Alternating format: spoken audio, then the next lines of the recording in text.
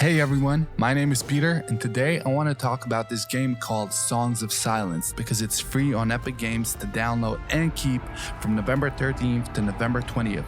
And with a single player campaign of 15 hours, multiplayer, a skirmish mode, and challenge scenario modes, you're getting truly amazing value with nothing to lose. The developers actually sent me a code, so I jumped right in without knowing too much about it, and these are my first impressions.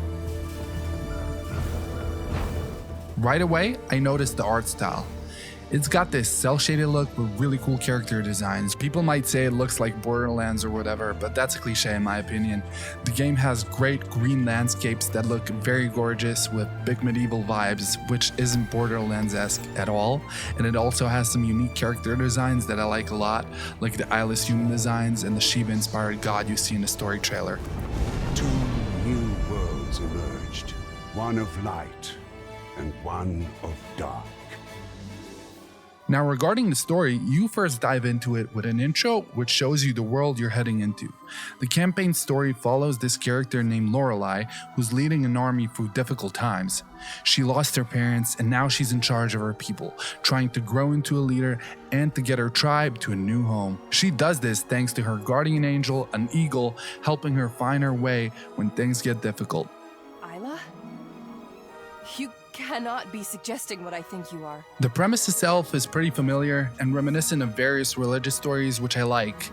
It's fun to play from that perspective.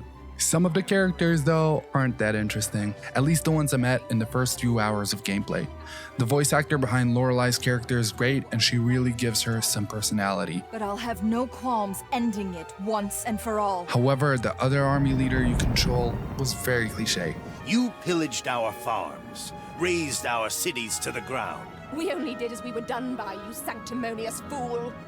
There was also a green army leader in front of my castle, but I didn't even interact with him because by the time I noticed them, I was already sieging the final castle, and in the next turn, I finished that level. Another character I liked was this ominous character called Murno, who seems like he's going to be very important, but in the part I played, he's just teased for later, so I'm interested in his role in the story.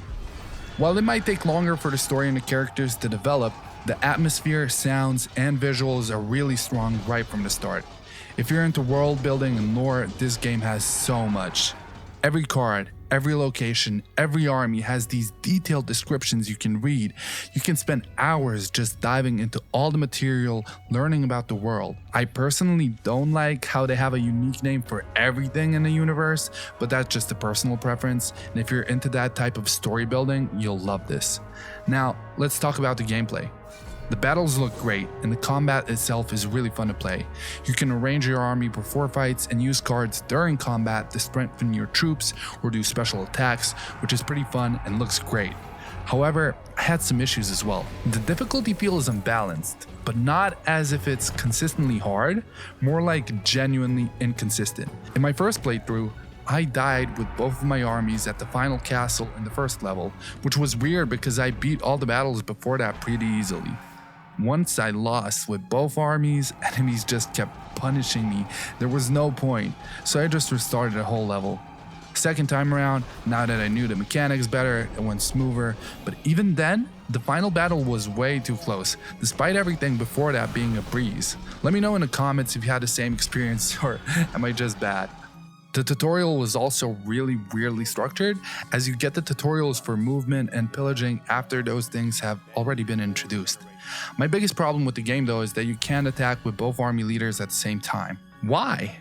This annoyed me and I kept wanting to do it the whole time I was playing, but instead I just kept regrouping. Why wouldn't they fight together? It would be epic to have both leaders attacking together, and it would actually make sense too, because some of the stages are like 10 times harder than everything before them, and the final castle siege especially.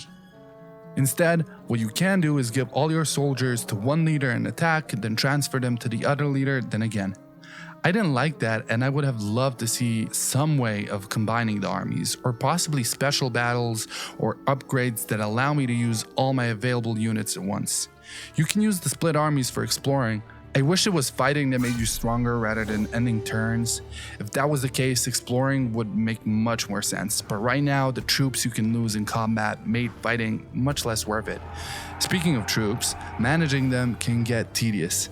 I wish there was a button that streamlines that and automatically sends injured units to healing, but it's actually manual, and I can see that becoming tedious the more you play. Also, you heal by leaving troops in the reserves fields in your settlements, but with no clear overview showing how much healing is happening per turn, and with more and more troops, I can see that being annoying later in the game. So some one-button optimization option there would really help speed things up. Overall, I think it's a cool game with a really strong atmosphere, art style, and nice gameplay during the battles. However, I disagree with some of the gameplay decisions like the division of the two armies, and in general, the game seems to require a certain level of patience and slower approach that, as more of an ADHD gamer, I'm not a fan of.